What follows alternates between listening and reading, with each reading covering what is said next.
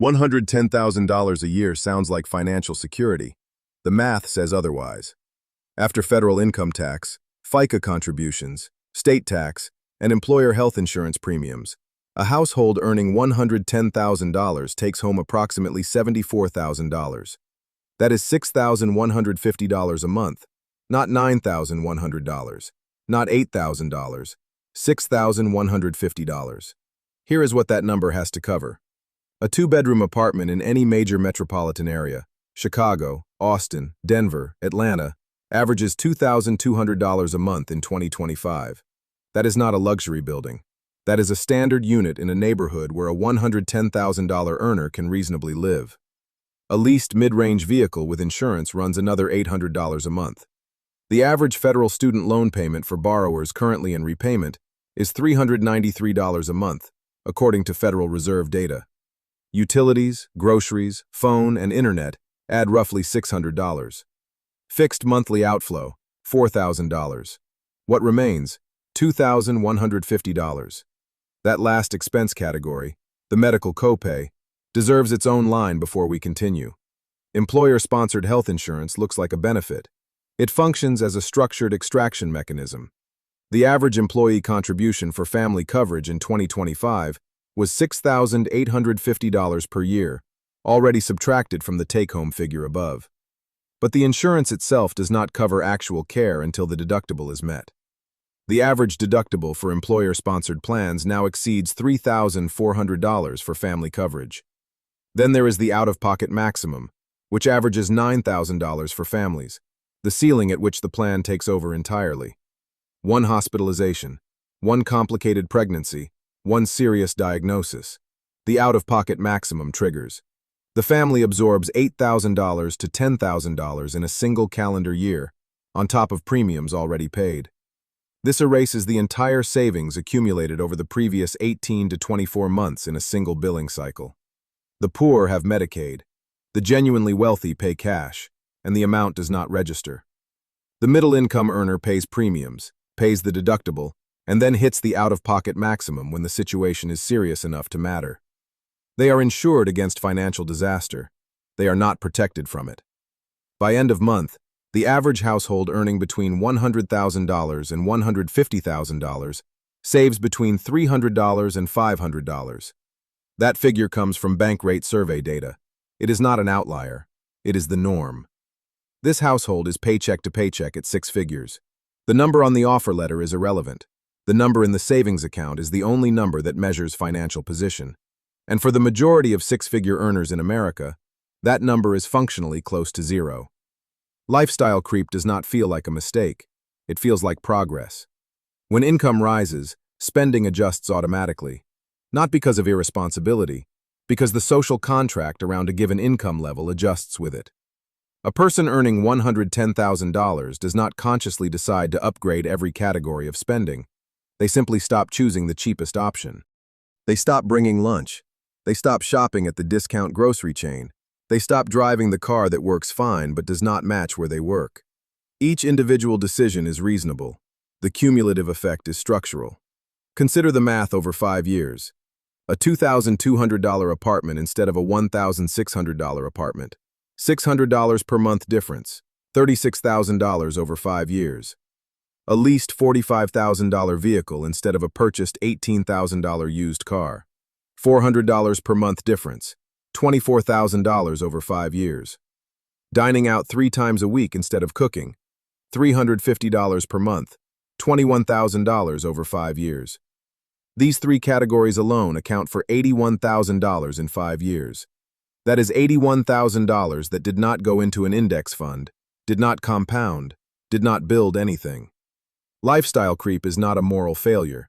It is a financial mechanism that operates below the threshold of conscious decision-making. The gap between income and spending never widens. It narrows.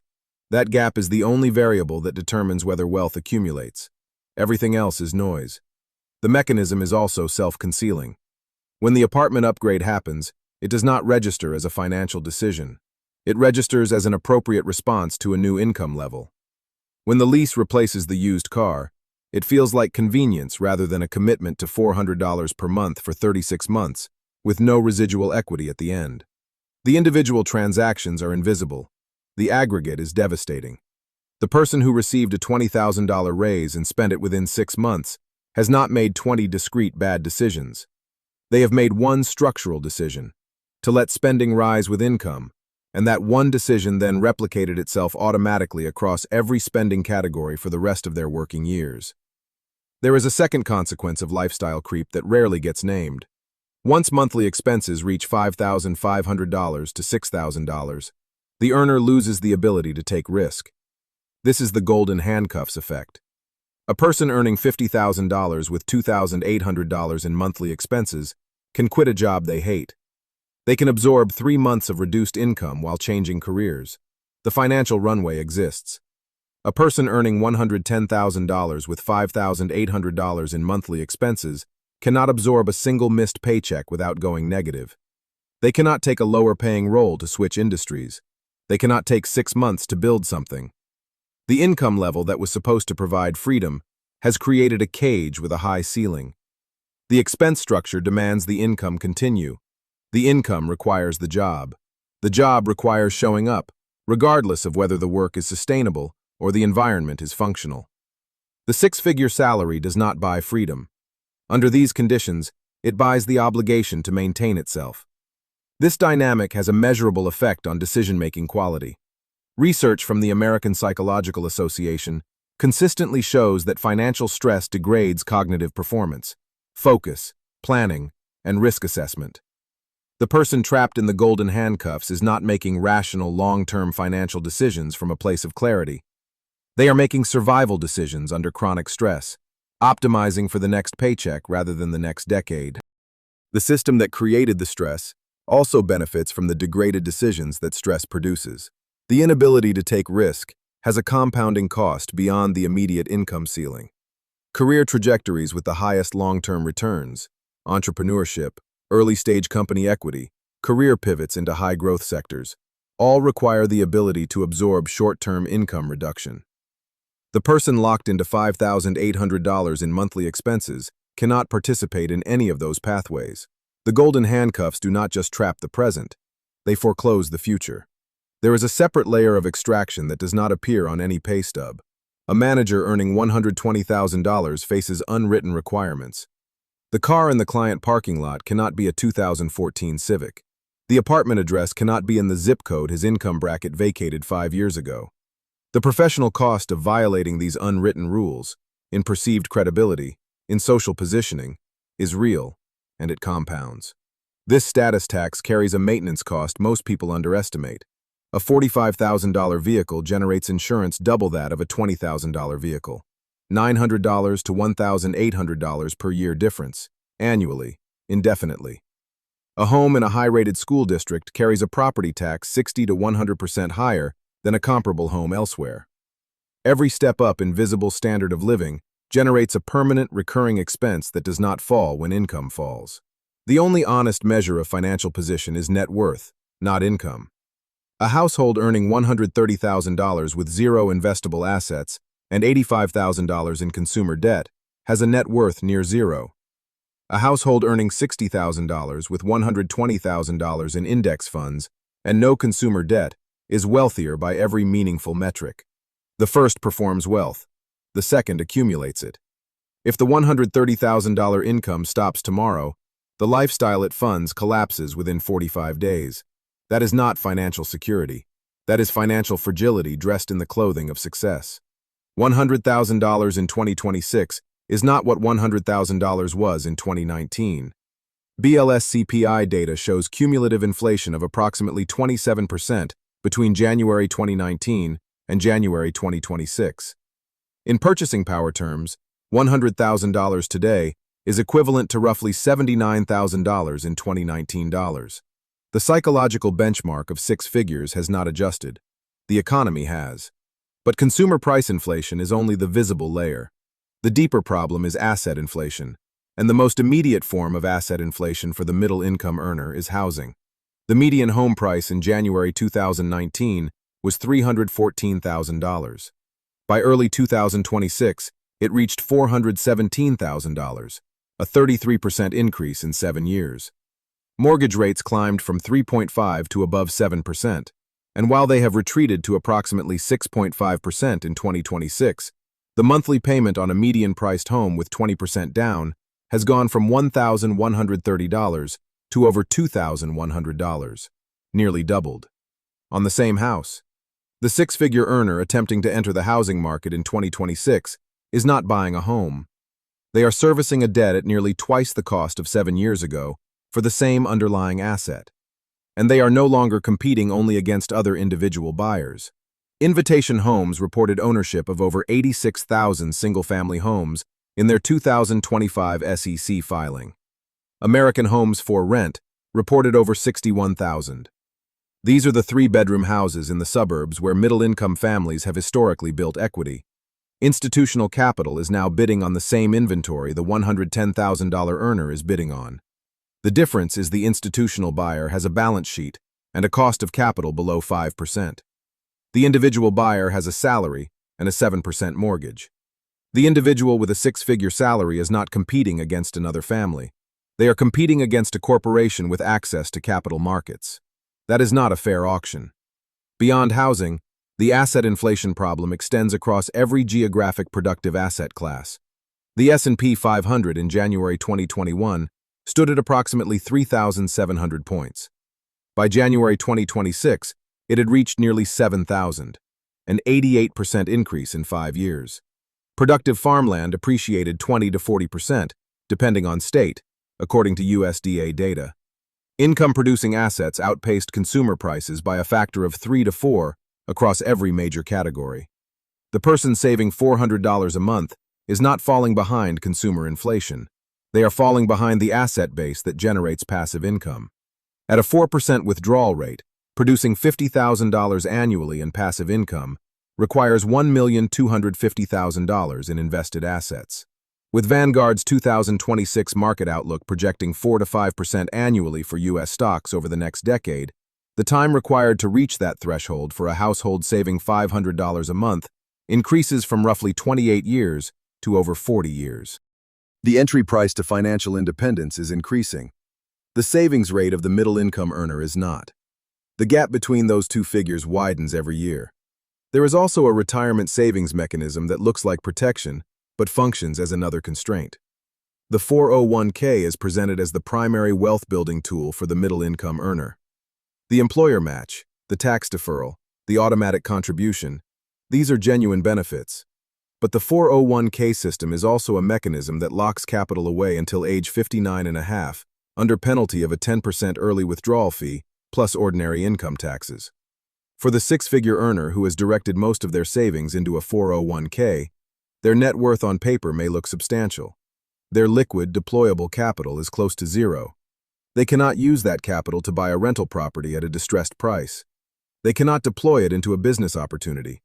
They cannot use it as a down payment without triggering the penalty. The wealth is real on paper. It is inaccessible in practice until the person is nearly 60. The retirement account creates an illusion of financial progress, while leaving the earner completely exposed to any disruption in the short and medium term. A household with $180,000 in a 401k and $4,000 in a checking account is not financially secure. It is financially frozen, two different things. The tax code adds a third structural disadvantage. Below the poverty line, federal programs provide a floor: SNAP, Medicaid, the Earned Income Tax Credit. Above the upper wealth threshold, capital is protected. Long-term capital gains taxed at 15 to 20% versus ordinary income rates of 22 to 37%. Stepped-up basis on inherited assets that resets decades of appreciation to zero at transfer, and carried interest provisions that allow investment managers to classify ordinary income as capital gains. The middle-income household qualifies for neither tier. Their income is wages. Wages carry no preferential treatment. They earn too much for federal assistance. They do not yet own enough capital for capital gains treatment to be meaningful. According to Tax Policy Center data, households earning $100,000 to $200,000 pay among the highest effective federal tax rates relative to their total economic resources. They are not the wealthiest demographic in the system. They are the most efficiently extracted from. The lower-income household knows exactly where it stands. That clarity produces a specific financial discipline. You cannot afford the lease, so you do not take the lease. Every decision is constrained by a hard budget. The constraint is painful. It is also clarifying. The upper wealth household owns assets that appreciate with inflation. Real estate, equities, private businesses. When prices rise, their net worth rises with it. The middle-income earner has neither the constraint nor the protection. They earn enough to feel that caution is unnecessary. They do not yet own enough capital for inflation to work in their favor. This is the compression zone. Squeezed from below by a tax and expense structure calibrated to extract wages, and from above by an asset market that prices the middle class out of the ownership that would protect them. The person in the middle pays the full cost of the system in both directions simultaneously. Security is the asset base that generates income without requiring labor. The six-figure salary requires showing up to work every day to continue existing.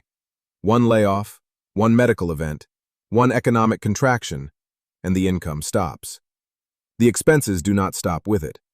The average American household earning over $100,000 holds less than 3 months of expenses in liquid savings. In a job market where median time to find comparable employment runs 4 to 6 months, 3 months of savings is not security. It is exposure. It is the difference between a disruption and a collapse.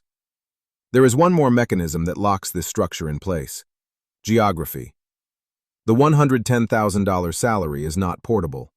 It exists in specific labor markets: New York, San Francisco, Seattle, Boston. These are the cities where corporate headquarters, tech employers, and financial institutions concentrate their highest-paying roles. The salary is partially a function of location, not purely of skill. $110,000 in San Francisco carries a cost of living adjusted equivalent of roughly $60,000 in a mid-sized Midwestern city, according to MIT Living Wage Calculator and Bureau of Economic Analysis regional price parity data. A dollar in San Francisco buys what 83 cents buys nationally. In Columbus, Ohio, that same dollar buys $1.09. The high-income earner receives a geographic premium with one hand. The local housing market and cost structure recaptures it with the other. This is the location tax. The city prices in the income of everyone who earns it there. The worker cannot easily relocate without losing the salary that justified the expenses. The expenses cannot easily decrease without relocating. The remote work window that briefly opened this arbitrage between 2020 and 2022 has largely closed, as employers have compressed remote salaries and reversed geographic flexibility policies. The data on this reversal is specific. A 2023 survey by SHRM found that 72% of companies that had offered location-flexible pay during the pandemic had reduced or eliminated that flexibility by 2023. Companies including Google, Meta, and Amazon implemented return-to-office mandates that effectively ended the geographic arbitrage for their employees. Workers who had relocated from San Francisco to Austin, expecting to keep their San Francisco salary, discovered that the next compensation review adjusted their pay to the local market rate. The location tax is permanent for most earners. It is built into the compensation structure of the industries that pay the most. The only way out is to accumulate enough capital that the income source becomes optional, at which point the location becomes a choice, not a requirement. That is the destination.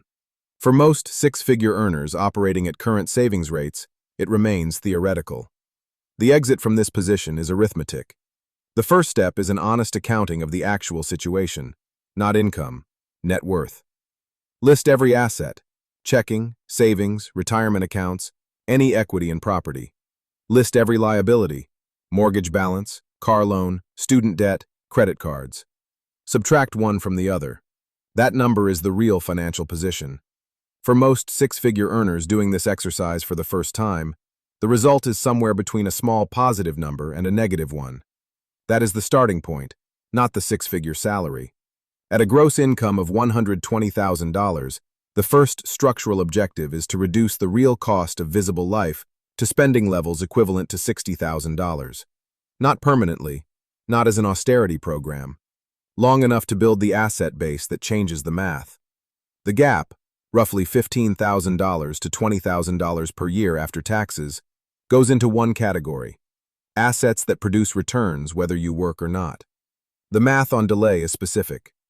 $15,000 per year invested starting at age 28, compounding at the historical S&P 500 nominal average of approximately 10% annually, produces roughly $5 million by age 65.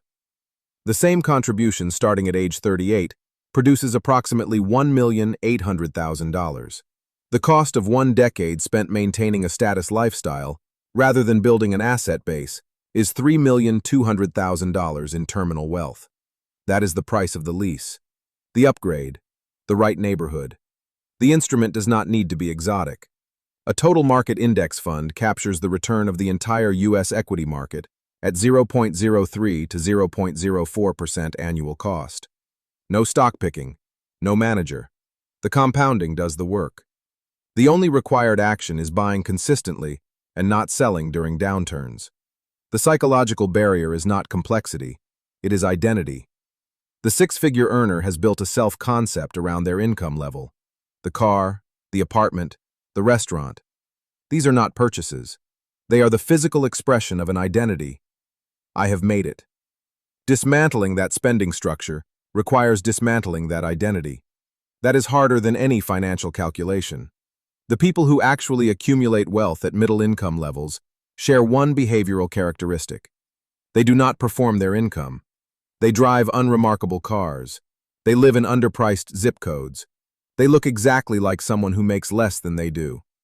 The behavioral economist Thomas Stanley spent decades studying millionaires in America. The consistent finding across his research was that the majority of high-net-worth individuals in the United States do not live in the most expensive neighborhoods, do not drive new luxury vehicles, and do not display their financial position through consumption. The people who look wealthy are frequently not. The people who are wealthy frequently do not look it. The correlation between visible spending and actual net worth in the American middle and upper middle class runs close to zero. While the surrounding culture runs a continuous auction for visible status, these people are quietly redirecting that same capital into their own balance sheets. The system is calibrated to extract from people trying to look like they have arrived. The exit is to stop signaling arrival and start building the thing that arrival actually requires. That is compound interest applied consistently over time. It is the only mechanism that works.